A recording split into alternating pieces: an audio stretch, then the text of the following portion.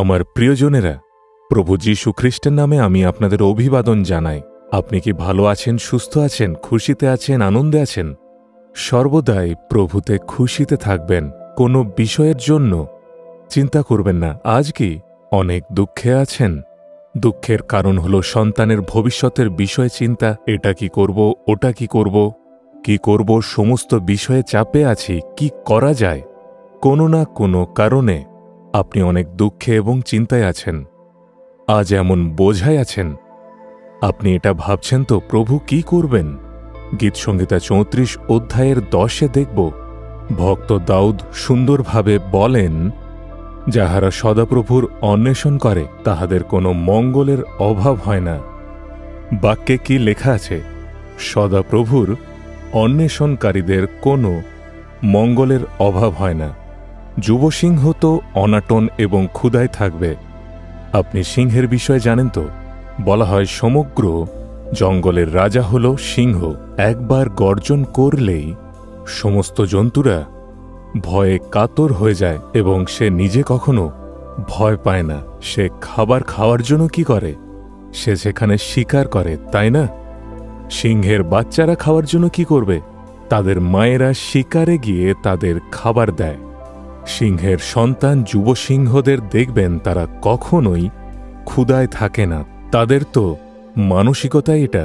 তারা সর্বদাই ভাবতে থাকে আমাদের কখনো ঘাটতি হবে না, কেননা তাদের শিকার করে দেওয়ার জন্য কেউ তো আছে।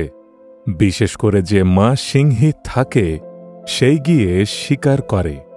প্রভু বলেন, যুব সিংহ ক্ষুধায় থাকতে পারে। এত বৃহৎ জঙ্গলের জন্তুদের সেই রাজার সন্তানদের ক্ষুধায় থাকার বিষয়ে বাক্য আমাদের বলে।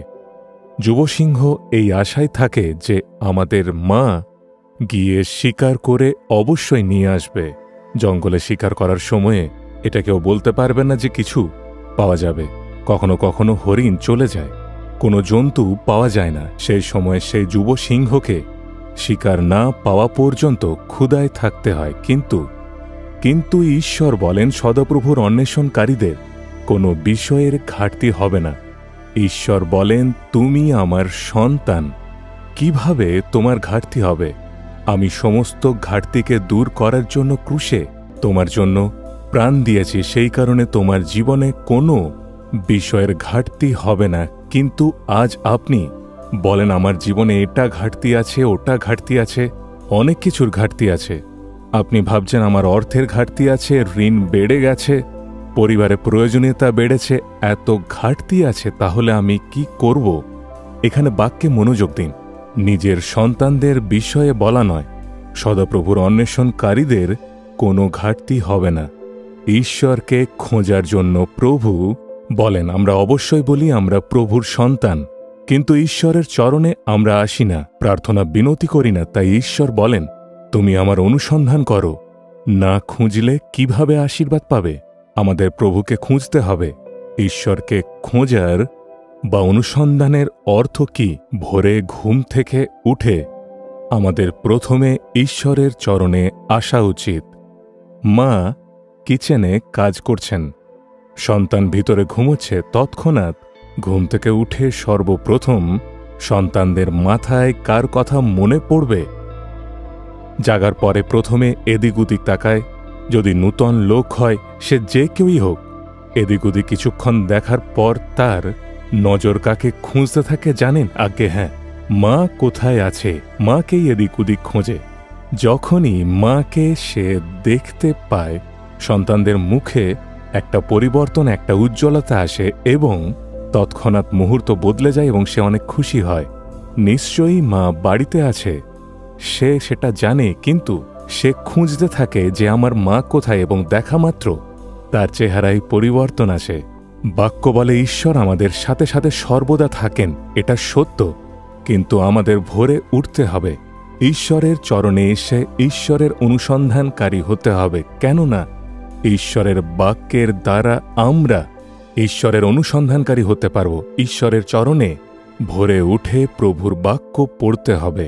ভোরে উঠে ঈশ্বরের আরাধনা স্তুতি করতে হবে। প্রার্থনা করার দ্বারা প্রভুর উপস্থিতি দেখতে পাব। সেই উপস্থিতির দ্বারা আমরা প্রভুর দর্শনকে পেতে পারি। নিজের আত্মায় ঈশ্বরের সামর্থ্যকে অনুভব করি। সেই কারণে নাম সাক্ষী ভোরে উঠে 2 মিনিট প্রার্থনা করলাম এমন নয়। আমাদের ঈশ্বরের উপস্থিতিতে আমাদের আসতে হবে। আমাদের অনুভব করতে হবে ঈশ্বর আমাদের কাছে থাকেন এবং তিনি আমাদের কাছাকাছি থাকেন। এমন অনুসন্ধানকারীদের কোনো কিছু বিষয়ে ঘাটতি হবে না। কেউ কেউ ঘুম থেকে উঠে কি করে? শুধুমাত্র সেলফোনেই ডুবে থাকে। ঘুম থেকে উঠে সর্বপ্রথম সেলফোনকেই খুঁজে যে সেলফোনে কি মেসেজ এসেছে আর মেসেজ কি বলছে। ঈশ্বরকে অনুসন্ধান করতে ভুলে যায়। সর্বপ্রথম স্থান আমরা সেলফোনকেই দিয়ে দিই। সেই কারণে ঈশ্বর উদাস হয়ে যান। তিনি বলেন, আমি এদের জন্য নিজের প্রাণ দিয়েছি, কিন্তু আমার পুত্র আমার কন্যা আমাকে খোঁজে না এবং সেলফোনের মধ্যেই মনোযোগ দিতে থাকে। এতে ঈশ্বর আমাদের উপরে রাগান্বিত হন। আমরা ঈশ্বরকে খুঁজি না, ঈশ্বরের চরণে না এসে অন্য বিষয়ে মনোযোগ দিই। সেই কারণে আমাদের জীবনে এত ঘাটতি আছে। সেই কারণে আশীর্বাদ নেই। তাই যখনই ভোরে উঠবেন এদিক ওদিক বিষয়ে মনোযোগ দিবেন না। সর্বপ্রথম ঈশ্বরের চরণে আসবেন। যখন কোনো প্রয়োজন আসে আমরা যেন কোনো মনুষ্যের সাহায্যের উপরে না যাই। প্রভুর চরণে এসে, হে প্রভু, আমি তোমার চরণে এসেছি, আমার প্রয়োজনীয়তা তুমি মেটাও, তুমি সাহায্য করো। ঈশ্বরের অনুসন্ধানকারীদের কোনো বিষয়ের ঘাটতি কখনোই হবে না।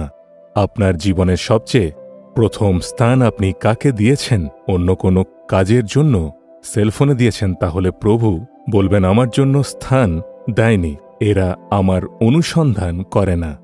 প্রভু বলবেন, আমি তোমাকে আমার হাতে তৈরি করেছি, কিন্তু তুমি প্রথম স্থান আমাকে দাওনি।